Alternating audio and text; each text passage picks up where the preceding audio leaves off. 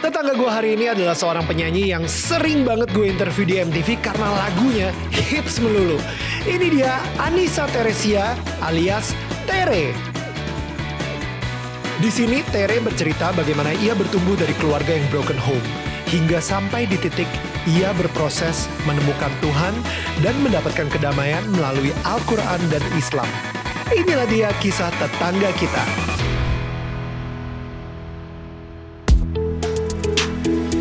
Hai, ini gua Daniel, tetangga kamu. Di sini gua akan ngobrol dengan tetangga gua tentang perjalanan hidup mereka dari kacamata spiritual di saat mereka mengalami situasi tidak pasti dan kekhawatiran, sampai bisa kembali bangkit menjadi orang yang lebih kuat dari sebelumnya. It's gonna be very exclusive and inspiring. Hai semua tetangga-tetangga yang gue sayangin dan gue cintain. Well, sekarang ini kita kembali lagi di Daniel Tetangga Kamu. Dan yang pastinya gue pengen ngasih tahu dulu ke kalian bahwa, well, kalau misalnya kalian pengen menjadi bagian dari tribe kita, langsung check out Tokopedia page kita.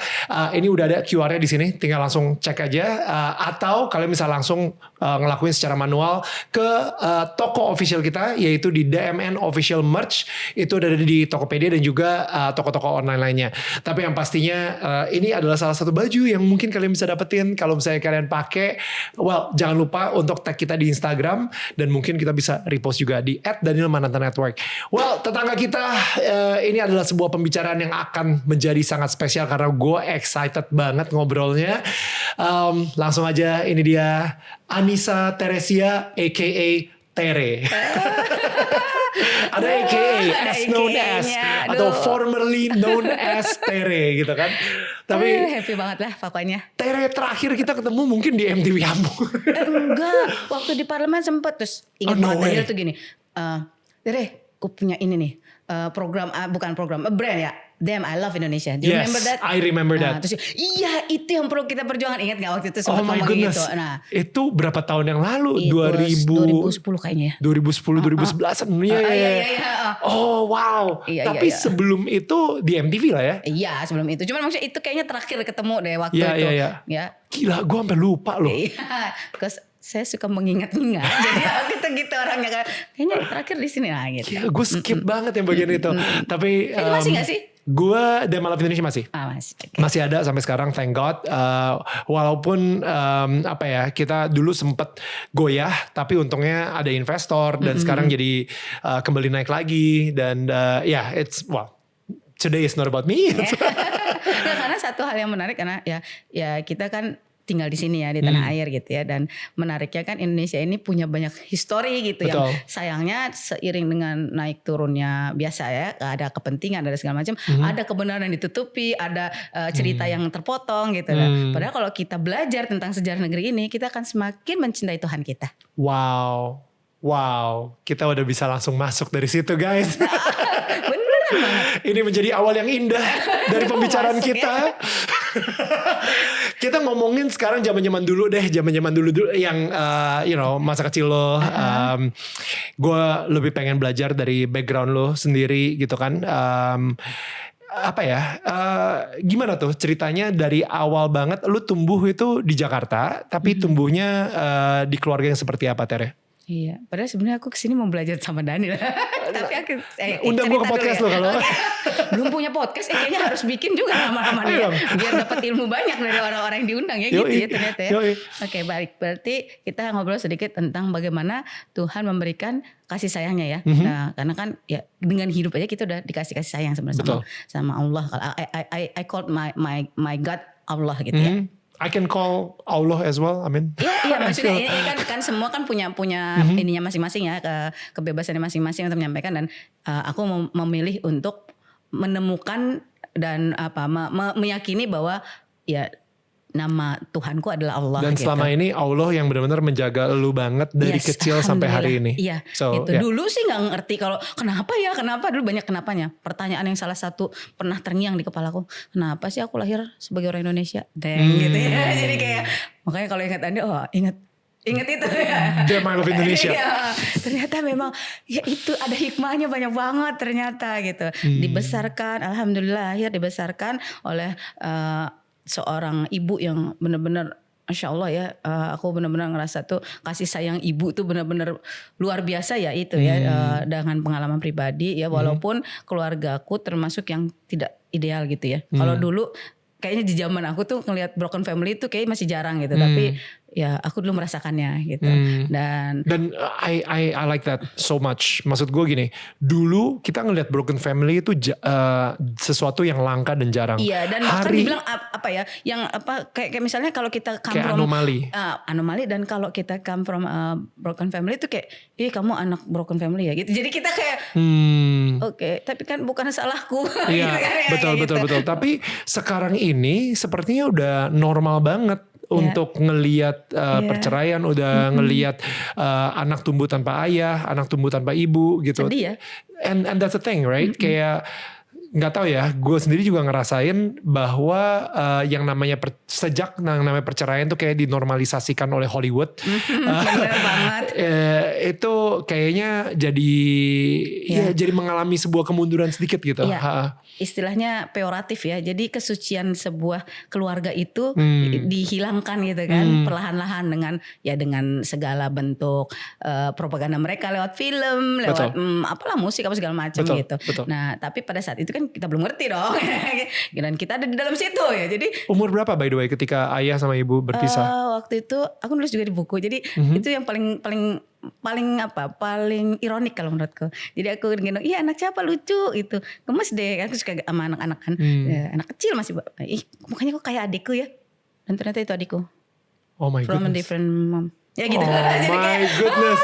Tampar pok. Oke, hidup keras nak gitu. What? Itu waktu SMP. Oh. Gitu. Jadi dan itu pada saat mamaku lagi yaitu dalam kondisi terbaring ya di tempat tidur karena kecelakaan. Aku kelas 3 SD, mamaku kecelakaan dan mama divonis waktu itu kata dokter umurnya 3 bulan lagi lah paling banyak gitu. Wow. Ternyata dokter bukan Tuhan. Dan Tuhan bilang umur mamamu pasti akan diberikan panjang untuk yaitu untuk mendapatkan kamu mendapatkan value gitu ya. Dan ternyata memang benar. Sejak mama kecelakaan, namanya anak kelas 3 SD kan, lihat mamanya di rumah sakit terus dan itu benar-benar paraplegia itu. Jadi benar-benar kalau bangun tuh nggak bisa, cuma bisa ngelirik gini. Nah gitu, karena kena ke saraf yang benar-benar bisa bicara. Waktu awal-awal mungkin karena shock ya nggak bisa, tapi sekitar berapa lama setelah nangis doang gitu, mama kan nggak bisa ngapa-ngapain, terus akhirnya bisa pelan-pelan ngomong, terus pelan-pelan bisa ngenalin anak-anaknya lagi gitu kan, terus itu sekitar setahun atau ya setahun lebih lah, hampir 2 tahun itu daily activitiesku di rumah sakit saat anak-anak kecil lagi mungkin having fun with their family gitu. Nah itu rumah sakit gitu. Tere saat itu kelas 3 SD. Dan kecelakaan tersebut terjadi sama ibu. Dan ketika Tere di SMP, ayah udah punya keluarga baru lah, in a way kayak gitu ya. Dan itu hidden ya, jadi kayak ternyata benar gitu ya, kayak di film-film sinetron. Right. Tapi maksud gue ini berarti, I don't know ya, maksudnya ini gue gak tahu apakah lu udah berdamai sama ayah lu soal ini atau belum gitu. Tapi gak tahu ya, sebagai manusia gue ngerasa bukannya ngelihat ini sebagai sebuah kebenaran atau ngebela gitu ya, tapi ya make sense right? gitu. Kalau misalnya itu waktu kecil kan nggak ngerti dong gitu kan, it was a betrayal gitu. Of course. Harusnya dia setia sampai akhir hayat walau suka dalam duka atau iya kan. Iya, seiring dengan itu tadi setelah dapat banyak angle ya, banyak angle perspektif kehidupan. Jadinya kita lebih open mind lah, jadi kayak ya mungkin ya qadarullah, kalau kita nyebutin gitu ya, qadarullah terjadinya begitu, atas takdir Allah terjadi begitu, pasti ada hikmah. Lesson learn paling enggak semua itu adalah skenario Tuhan untuk kita bisa lebih berkualitas sebagai hambanya kan gitu. Karena kalau udah kayak gitu kan pilihannya kemana? Pasti kan kita ngadu kan, ngadu sama siapa? Ngadu sama Tuhan dong. Exactly. Gitu. Tapi saat itu seberapa, ini menarik sih, sorry, gue agak mendalam ke sini ya, karena hubungan lu dengan ayah sendiri itu seperti apa? Karena gue kenal banyak banget orang yang mungkin punya, sekarang ini dibilangnya father issue atau daddy issue, sehingga tumbuh menjadi Ya, pribadi yang nggak full gitu ya, karena kehilangan sosok ayah itu. Betul. Gitu. Bagaimana sampai akhirnya lu bisa berdamai dengan ayah lu, dan tahun 2013 ayah kan meninggal juga gitu. Iya. Jadi yang menarik adalah tadi ya, singkat cerita, pokoknya akhirnya aku tumbuhnya sama mama, nggak sama papa, ya. Dan alhamdulillah pada saat itu ya Tuhan kasih jalan untuk ini ya. Bisa bantuin mama gitu kan dengan berkarya di musik. Alhamdulillah bisa bantuin mama, pengobatan mama segala macam gitu ya. Dan waktu itu mungkin kalau yang dulu ngikutin tuh kayak dia pernah berantem serius sama bapaknya kayak gitu ya. Nah itu kan sebenarnya karena faktor-faktor yang nggak mungkin pada saat itu kubuka ya, tokoh-tokohnya masih ada gitu kan, nggak enak kan gitu. Kali ini kan sebenarnya kita kesini juga bukan buat ngomongin aib orang tua, tapi justru untuk di sini kita mudah-mudahan bisa ngambil hikmah gitu. Lagi-lagi karena yang membedakan manusia dari makhluk yang lain apa sih? Karena akal pikiran ya. Betul. Akal pikiran yang membuat kita tidak melakukan kesalahan yang sama, insya Allah gitu. Dan kenapa gue bertanya seperti itu? Karena gue berharap banget dari cerita lo, nanti pada tetangga-tetangga kita yang lagi nonton atau lagi dengerin, mereka juga bisa mempunyai rasa kedamaian tersebut. Betul. Bersama ayahnya gitu. Betul. Dan yang menariknya adalah dari yang tadinya punya apa ya, mungkin kalau dibilang hubunganku sama papaku itu kayak apa, dulu kalau ada lagu Love and Hate Collide gitu ya Def Leppard gitu. Subhanallah. Ya jadi waktu itu jadi di satu sisi papaku tuh orangnya sangat amat apa ya, bisa dibilang kemanusiaannya sangat tinggi gitu. Terus pencinta binatang gitu, sama lah gitu value-nya itu sih, suka ini juga lah, suka banyak beraktivitas. Dulu juga beliau itu sarjana politik gitu, di UGM dulu, gitu. Jadi kayaknya somehow tuh kayak nurun gitu, ya kan. Dia suka banget baca. Dulu beliau tuh punya satu kamar isinya buku semua, dan aku selalu ngabisin waktu habis sekolah tuh ke situ, gitu. Dan somehow ya gitu, walaupun kita dalam certain things itu mungkin jadi kayak ada dendam atau apa, tapi ketika aku mau masuk Islam itu aku dapat kabar dari kakak iparku. Bapak kamu tuh sekarang muslim. Hah? Kaget kan gitu kan. Wah seriusan? Iya, coba aja deh kamu cari bapak kamu kayak gitu. Oh, oke, akhirnya aku cari bapak. Terus iya bapak muslim itu. Oke. Terus aku kayak di situ tuh langsung ngerasa ya dengan embrace Islam aku nggak punya lagi hatred gitu. Itu yang menarik gitu. Jadi kayak kayak disembuhin semua luka gitu. Menarik gitu. Gimana tuh hubungannya setelah itu? Setelah itu alhamdulillah sih ini ya apa namanya, aku bisa lebih ya itu tadi bisa lebih memaafkan, menerima. Dan walaupun mama jadinya yang malah kesel kan waktu itu kan, kamu kok jadi pro sana ya gitu. Biasa lah gitu ya. Terus enggak ini bukan masalah itu. Dan ternyata waktu itu aku masih belum declare ya kalau now I'm a muslimah gitu. Dan di satu kisah itu kakakku menemukan mukena dan akhirnya aku disidang gitu ya, makanya seru-seru gitu lah. Biasalah kisah-kisah orang yang ini ya yang embrace Islam di keluarga yang non muslim.